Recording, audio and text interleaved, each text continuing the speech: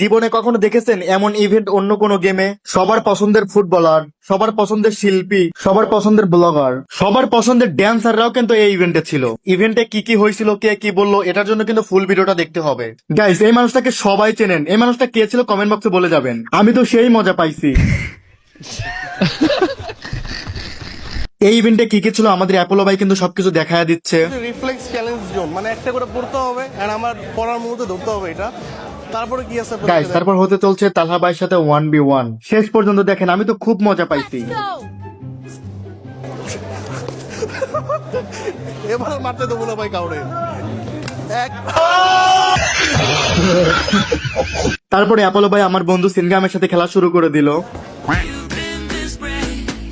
আরে ভাই কই যেতেছে বল। এইটা কি স্টাইল ভাই? আমাদের সাথে আছে আয়াত গেমিং। আপুর লাইভ স্ট্রিম আমি মাঝে মাঝে দেখি, আমার কাছে অনেক ভালোই লাগে। কত সুন্দর বোরকা পরে লাইভ স্ট্রিম করে। এই ইভেন্ট নিয়ে আপু কি বললো শেষ পর্যন্ত দেখেন। স্যার অবশ্যই অনেক ভালো লাগতেছে।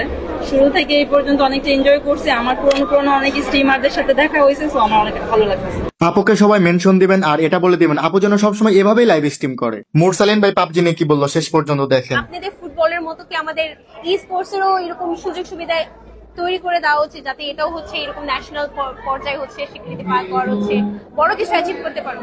অবশ্যই, আসলে আমি মনে করি সব গেমগুলোর প্রায়োরিটি দেওয়া উচিত, যেহেতু এটা বাংলাদেশের সবাই অনেক মানুষ খেলে, তো অনেক বড় একটা টপিক আছে।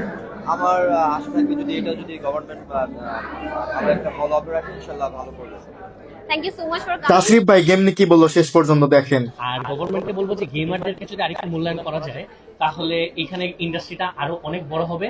এবং আমরা কিন্তু দেখতেছি যে যে ইন্ডাস্ট্রিটা বড় হয় সেখানে ইনভেস্টমেন্ট হয়, দেশের বাইরে থেকে অনেক কোম্পানি ইনভেস্ট করবে।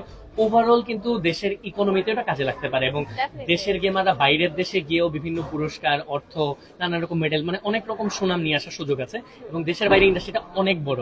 সো আমরা সরকারকে বলবো যেন যে সরকারই থাকুক না কেন, যেন আরেকটু এদেরকে মূল্যায়ন, গেমারদেরকে মূল্যায়ন করা হয়। মানে গেমারদের মধ্যে আমি নিজেও পড়ি, আমাদেরকে একটু মূল্যায়ন করা হয়।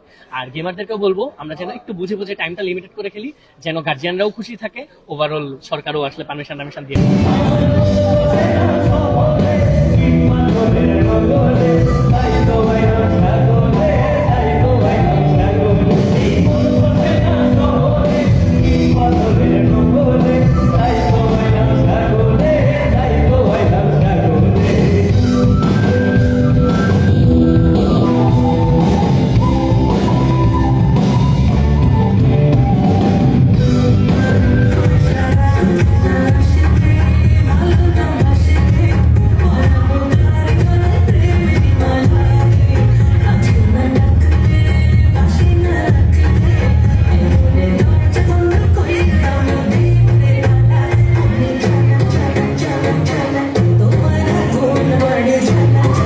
শেষ পর্যন্ত যারা দেখছেন তারা জি জি কমেন্ট করবেন। আমি কিন্তু এইগুলা দেখেই গিফট দেই। এই ভিডিওটা অনেক শেয়ার করে দিবেন। আর গান অ্যান্ড ড্যান্সের ভিডিও কিন্তু আরো আসতেছে।